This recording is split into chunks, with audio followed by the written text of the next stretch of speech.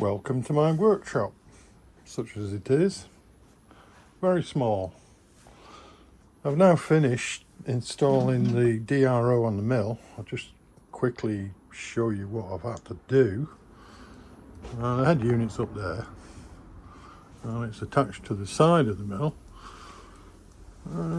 This bracket was rubbish. The problem with it was, every time you try and push a button, it moves. It doesn't matter how tight you try and make this pivot bolt, it would still move. So what I've done is super glued a little wedge in there, and that's as far as it'll go now. So it actually resists pressing buttons. Anyway, the x-axis I've already shown in a previous video. I just tidied it up a bit, put the rubber gasket seal thing back on. The z-axis is also complete. What's there? There's a bit of polythene there because in actual fact the scale's pointing the wrong way for best protection. Ideally it would have been this side with all sorts of scaffolding around to attach the reed head. But that was getting a bit messy, so I installed it like that. That works quite well. This is just a bit of extra protection from swarf, but I don't think swarf would have got down there anyway. The main cover covers it. That's this one. But better safe than sorry. These magnetic scales are actually, although they're very slimline, they're better protected than the glass scales in terms of water, oil, swarf protection. They're pretty immune to it. So they say.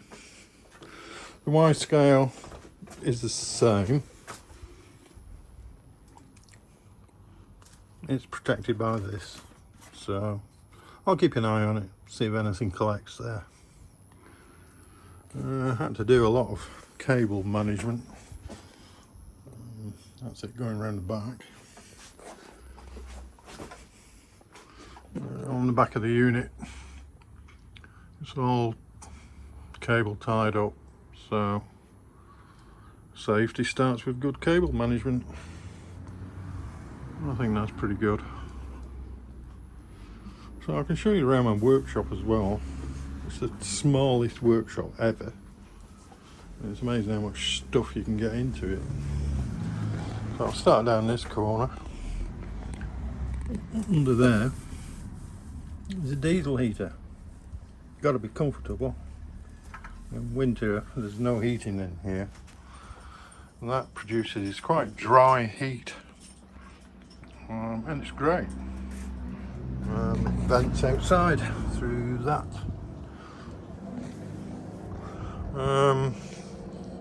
In this corner I've got gauge blocks, 5C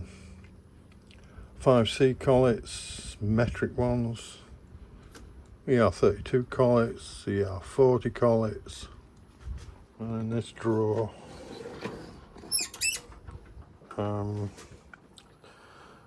5C collets in Imperial, plus a few R8 collets. Piles up there, junk. Across from the mill I've got this Myford Super 7B because it's got the gearbox on it, which I've had since 1996. It served me well. All the tooling for the mill and the lathe starts up here. M mills of all sizes.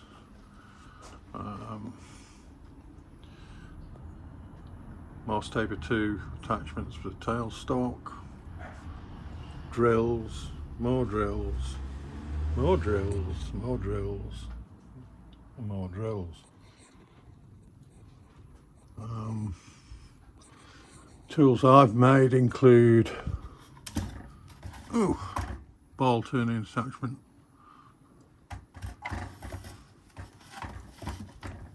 and a variety of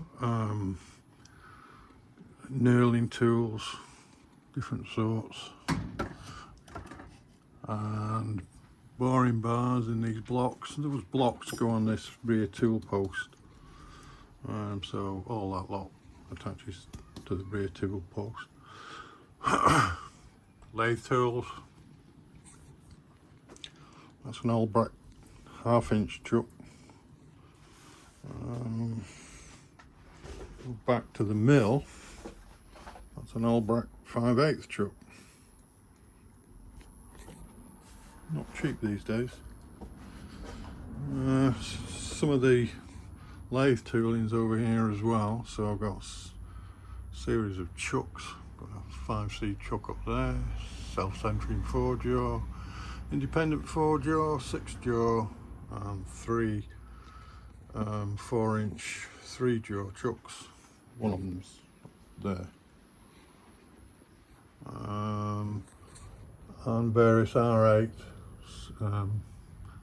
tooling, which you can see.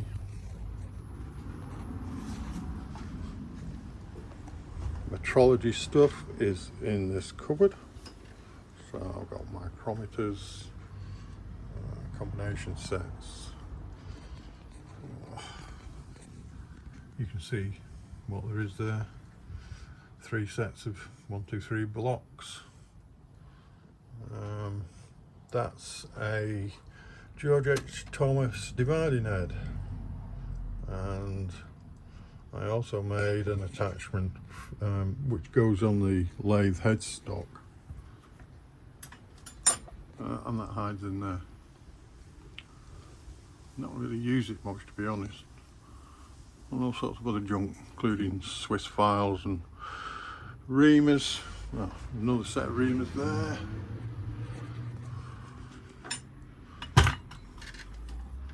Taps and dies. And then this old machine, which is a Korean, or Nairok, they called it. I only use it as a drilling machine now. What they call it, a mill drill. It's actually quite well made.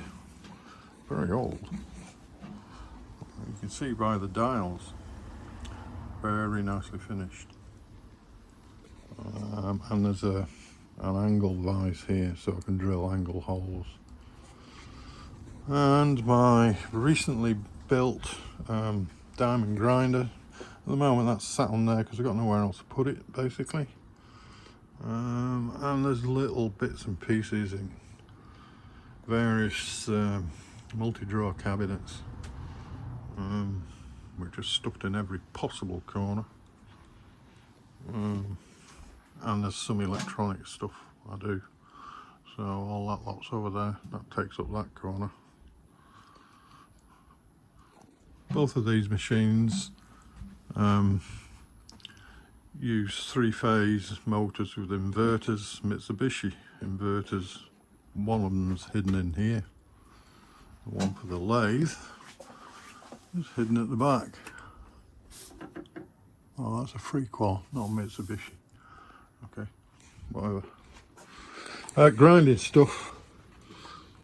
The main bench grinder is underneath there. It's under there, so it doesn't spit grinding dust everywhere all over the tools. It tends to collect in there, and I can just clean it out. It's got a CBM wheel on one end, a standard grind wheel on the other. More grinding stuff. 1-inch belt sander, 4-inch belt sander,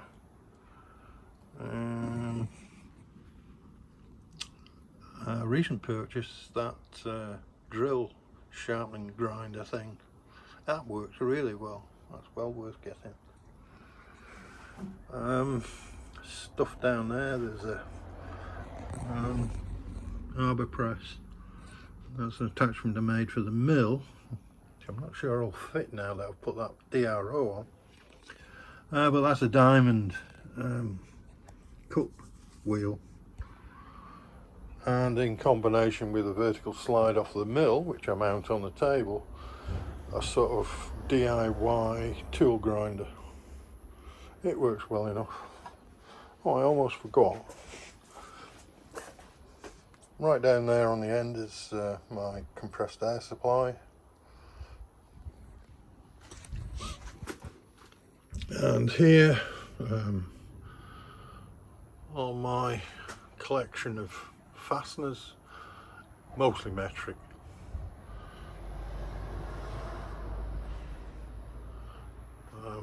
Hidden away around the back of there is face plates for the lathe, sets of parallels, some R8 tooling, a 2-foot height gauge. Yeah, great. It's really too long. In the other corner I've got more parallels up there.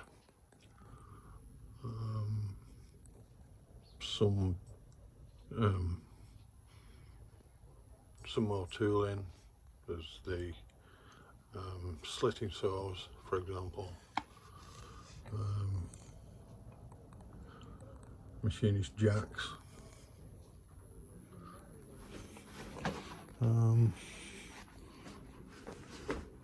Most of my stock metal is hidden underneath there.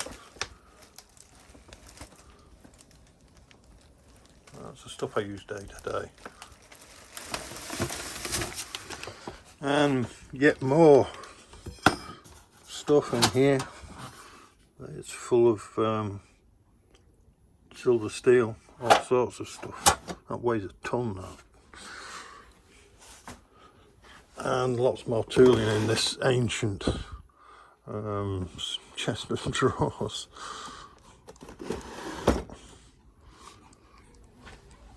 And that just about covers it. I don't think you can get much more in here. I don't know how much room I've got because I have to share it with washing machine, dryer. Over there in the corner above the washer is a CNC mill, a little one, which again I haven't used that much. I've only got a freezer in here as well, so I've only got about 10 feet by 8 feet, if that. And there are cupboards everywhere, so that's useful. They're full of all sorts of junk. So that's my workshop. Oh, I've got the shop vac, of course. Everybody needs a shop vac. And that just about covers it. Well, I hope you enjoyed that quick walk around. See you later. Bye.